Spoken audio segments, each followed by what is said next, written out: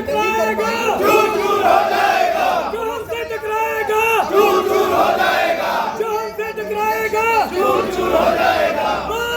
हुआ ये एक यंग लॉयर के ऊपर पुलिस ने हमला किया और कश्मीर से आके उन्होंने यहाँ से उसको कोर्ट परमिसेस से उठाने की कोशिश की। तो मुझे लगता है कि ये बहुत बुरी बात है कि इस किस्म की अगर हरकतें पुलिस करेगी तो फिर वकील भी कहीं पीछे नहीं रहने वाले।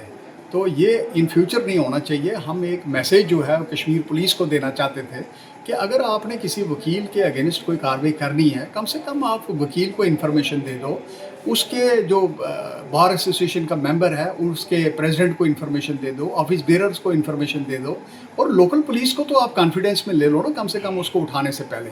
लेकिन वो डायरेक्ट कोर्ट में आए और यहाँ से उसको उठाने की कोशिश की उन्होंने, जिसको हम कंडेम करते हैं इन सो मेनी वर्ड्स कि ये पुलिस का जो है अच्छा कारनामा नहीं है और ये पुलिस ने इस किस्म की प्रैक्टिस जो है इसको बंद कर देना चाहिए। हमें इन्फॉर्मेशन है वो था कि बेलेबल ऑफेंसेस थे, तो बेलेबल ऑफेंसेस में अरेस्ट का कहाँ प्रोविज़न बनता है कि उसको अरेस्ट करके लाओ जी।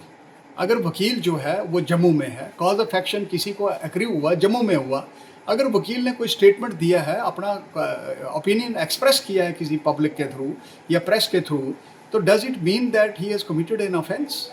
वो कहाँ से ऑफेंस हो गया? और फिर उन्होंने उसके साथ साथ एक एफआईआर रजिस्टर की है कश्मीर में।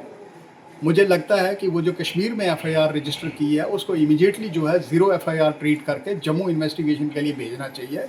और हम ये भी डिमांड करते हैं साथ में एक सिट कॉन्स्टिट्यूट करो कि ये इस किस्म की हरकतें क्यों हुई हैं, क्यों ये कंप्लेंट्स लगी, क्यों एफआईआर रजिस्टर किया गया, इसके पीछे वजह क्या है। ये डेमोक्रेटिक कंट्री है, everybody has a right to speak, ये हमारा फंडामेंटल राइट है बोलना। और अब वकील नहीं बोलेगा तो कौन बोलेगा? अगर सिविल सोसाइटीज़ के साथ हम चल सकते हैं और सिविल सोसाइटीज़ वकीलों का सहारा ले सकते हैं, तो आज वकील भी जो है हमारे साथ रहने चाहिए सारे।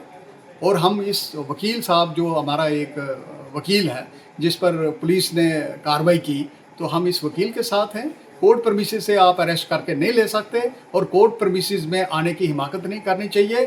This amounts to interference with the judicial dispensation of judicial system, तो जो है वो बर्दाश्त नहीं होगी। अगर कोर्ट में काम करते हैं, हम कोर्ट में क्यों आते हैं, क्या काम करते हैं यहाँ? हम जो डिस्पेंसेशन ऑफ जस्टिस है उसमें असिस्ट करते हैं, जजेस की हेल्प करते हैं, जजेस को बताते हैं हमारे क्लाइंट का केस क्या है। जब आप कोर्ट प्रेमिसेस में होते हैं, ये सारा प्रेमिसेस जो है ये dispensation of temple of justice इसको बोलते हैं। अगर टेम्पल ऑफ जस्टिस जज के नाक के नीचे से यहाँ से उठा के किसी वकील को ले जाएंगे, तो क्या वकील जो है वो चुप रहेंगे? क्या इसके लिए कोई कानून चाहिए?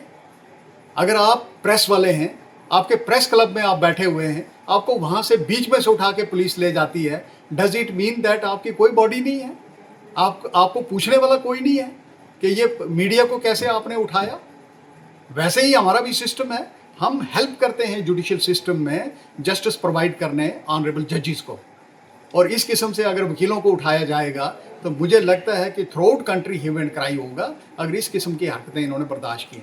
हर इंसान को राइट है अपना ओपिनियन एक्सप्रेस करने का, और इसमें कोई बार नहीं है कि ओपिनियन एक्सप्रेस नहीं कर सकता। ये फंडामेंटल राइट है हमारा, संविधान के तहत हमें ये राइट अवेलेबल है, तो इसको कोई छीन सकता है? जम्मू कश्मीर पुलिस से बहुत तवक्का है हमें, लेकिन चूंकि जम्मू से भी पुलिस को इस बात की इन्फॉर्मेशन नहीं थी, और जब ये इन्फॉर्मेशन जम्मू पुलिस तक पहुंची है तो शायद कहीं ना कहीं पुलिस ने भी अपना एतराज़ जो है वो जताया होगा, मुझे उम्मीद है। क्योंकि डायरेक्ट कश्मीर पुलिस जो है वो कोर्ट में आई थी और उन्हें कोर्ट से उठाने की कोशिश की। जिन जज साहब ने वहाँ से कोई ऑर्डर किया है, तो मुझे नहीं लगता है कि जज साहब के नोटिस में पूरी बात जो है वो लाई गई हो। तो अगर नोटिस में पूरी बात लाई गई होती तो इस किस्म का ऑर्डर शायद नहीं होता। तो हम इस वक्त सिर्फ प्राइमरली एक ग्राउंड पे हैं कि ये इस किस्म की हरकतें जो बर्दाश्त नहीं करनी चाहिए, और हम बर्दाश्त भी नहीं करेंगे। और उसको सिट कॉन्स्टिट्यूट करिए और यहाँ उस एफआईआर को ट्रांसफ़र कीजिए। इन्वेस्टिगेशन फर्दर जो जम्मू में हो तो वहाँ एफआईआर कैसे लग सकता है, ये भी एक बहुत बड़ा सवाल है जी।